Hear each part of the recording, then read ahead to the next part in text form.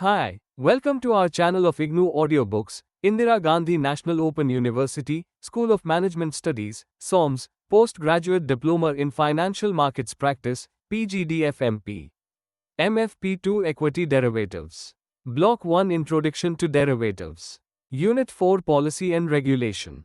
Objectives. After studying this unit, you should be able to understand the basic policy framework around equity derivatives, discuss how stocks are selected in the derivatives segment, explain what kind of limits are imposed on positions at the all India level, and appreciate position limit implications for individual clients, brokers, institutional investors. Regulations have been sourced from the NSE India website for the purpose of this unit, though formulated by SEBI and partly by exchanges. The introduction of derivatives in June 2000 was preceded by the Dr. L.C. Gupta Committee report on derivatives in 1998. This committee examined questions like whether India should build new exchanges to trade in derivatives or allow existing exchanges to start new derivative segments. It also considered whether the new derivative segments, if existing exchanges are to be allowed, should operate independent of existing equity segments or should the two segments be integrated. The Dr. L.C. Gupta Committee recommended that existing exchanges should be permitted to launch new derivative segments, but the new segments should operate independent of existing equity segments. The clearing, settlement, trading and surveillance mechanisms should be independent and a Chinese wall should be built between the two segments. Brokers were required to apply for new memberships for derivative segment and automatic membership to equity members was denied. Two exchanges, BSE and NSE, were permitted to open derivative segments in June 2000. Similarly, future trading in commodities was reintroduced in India in the year end 2003 with starting up of 3 nationalized stock exchanges, MCX, NCDEX. Presently we have 3 currency futures exchanges, namely MCX Stock Exchange MCXSX, National Stock Exchange NSE, and Bombay Stock Exchange BSE. USD, INR is the only currency pair as of now in which currency trading is allowed using currency futures on exchange platform. 4.2 Scrip Selection for Derivatives Segment. All scrips listed in the equity segment were not made automatically eligible for derivative trading. SEBI defined strict mathematical norms which the scrips would have to satisfy before gaining admiration into the derivative club. You will therefore observe that while the BSE lists more than 5,000 scrips in its equity segment and the NSE lists more than 900, there are hardly 233 scrips in the derivative segment. Criteria for scrip selection: I. The scrip should form part of the top 500 stocks in terms of average daily market capitalization and average daily traded value in the previous 6 months on a rolling basis. 2. The volatility of each scrip is computed in terms of standard deviation of its daily returns. The technical details for computing volatility are discussed in a subsequent unit on option pricing. Thereafter, 14th of the standard deviation is determined and designated as its quarter sigma. It is common to use the term sigma for standard deviation. The exchanges then determine the order value that is required to effect a change in the PREF of a stock equal to its quarter sigma. For example, if you place an order of say 0 lakh rupees, by how much will the price of the stock change? The price will change based on the various bids and asks at any moment in time. If the bids and asks are far apart, that would indicate that the scrip is not very liquid and hence the price will change substantially. This change is also called as impact cost. The scrips that qualify for the derivative segment are expected to be highly liquid. Hence, the order size that would impact the stock price by more than quarter sigma shall be at least 5 lakh rupees. In other words, if a small order of less than 5 lakh rupees can cause a quarter sigma change in the price of the scrip, such a scrip is not liquid enough to qualify for selection in the derivative segment. A more detailed discussion on quarter sigma is provided later in this unit. 3. The free float holding of the scrip should be valued at least at 500 crore rupees. Formal regulations state that the market-wide position limit of the scrip should be at least 100 crore rupees. This market-wide position limit itself is defined as 20% of the free float in each scrip. Thus, the implication is that the free float holding should be at least 5 times the market-wide position limit, which would work out to 500 crore rupees. Thus, small scrips are denied entry into the derivative segment.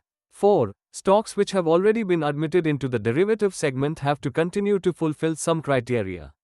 The free float market capitalization should continue to be at least 300 crore rupees post-admission. Further, the order size required to move the price of the scrip by quarter sigma should be at least 2 lakh rupees.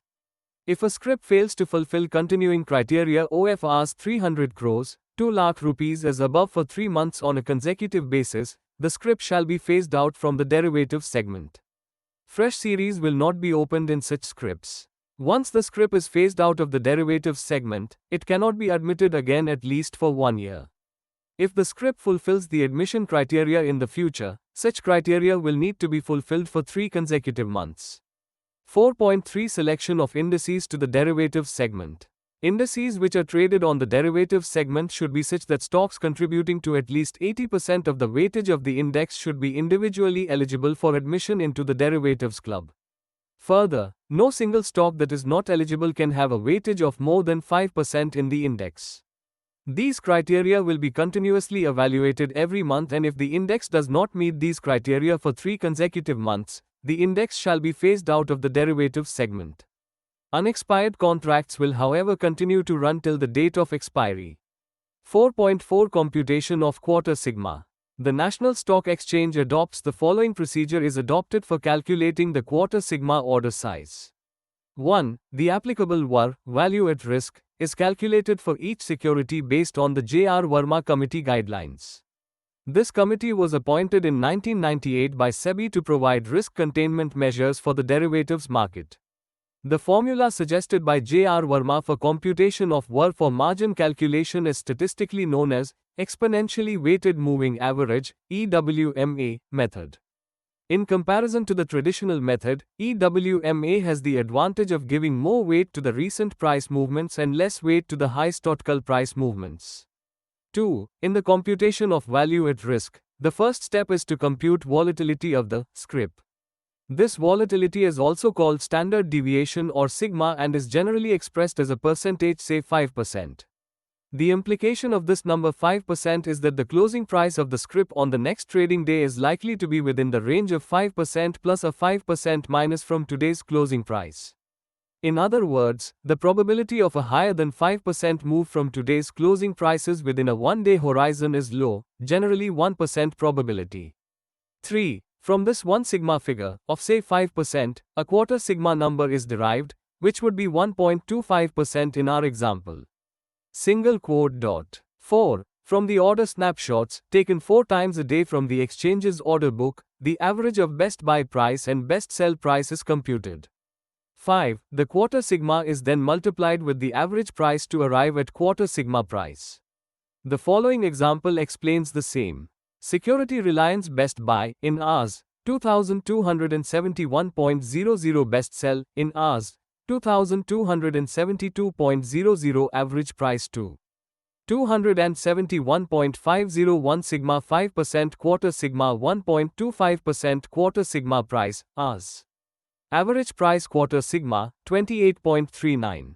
6. Now the challenge is to review the order book, and the various bid and ask prices which are contained therein, to identify the value of the order which would move the price upward from 2,271 rupees and 50 paise to 2,299 rupees and 89 paise, i.e., 2,271 rupees and 50 paise plus 28 rupees and 39 paise, and downward from 2,271 rupees and 50 paise to 2,243 rupees and 11 paise, that is 2,271 rupees and 50 paise minus 28 rupees and 39 paise.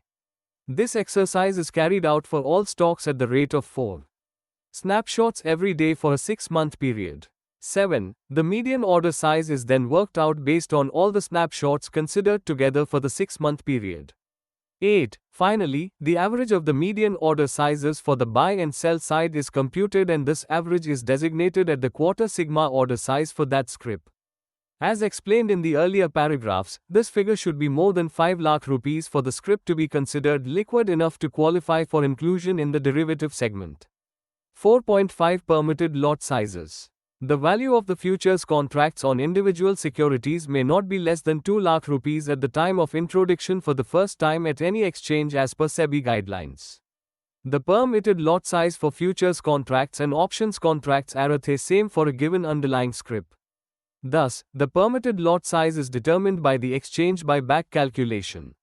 For example, if the price of the scrip is 500 rupees, then the number of units that can fit into the lot size requirement OFRs 21x works out to 400 units. The exchange may in its wisdom specify a lot size of say 450 or 500 units. It will however not specify a lot size of less than 400 units as that will not fulfill the 2 lakh rupees criteria. Please note that in special cases, SEBI may allow exchanges to launch mini contracts which may not fulfill the 2 lakh rupees criteria. iScrips currently traded in the derivatives segment. A table of scrips trading on the National Stock Exchange as at May 30, 2009 is provided in Appendix 1 to this unit. The list will change with time as new scrips are added based on their qualification criteria while existing scrips which fail to qualify are removed. Point 4.6 Trading Cycle. Futures and options contracts have a maximum of 3-month trading cycle, the near month, 1, the next month, 2, and the far month, 3. New contracts are introduced on the trading day following the expiry of the near month contracts. The new contracts are introduced for a 3-month duration.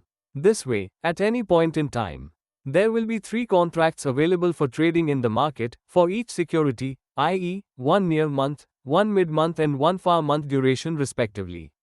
For example, during the month of May, 3 series will be available, viz., May, June and July. The May contracts expired on the last Thursday of May, 2009, i.e., May 28, 2009.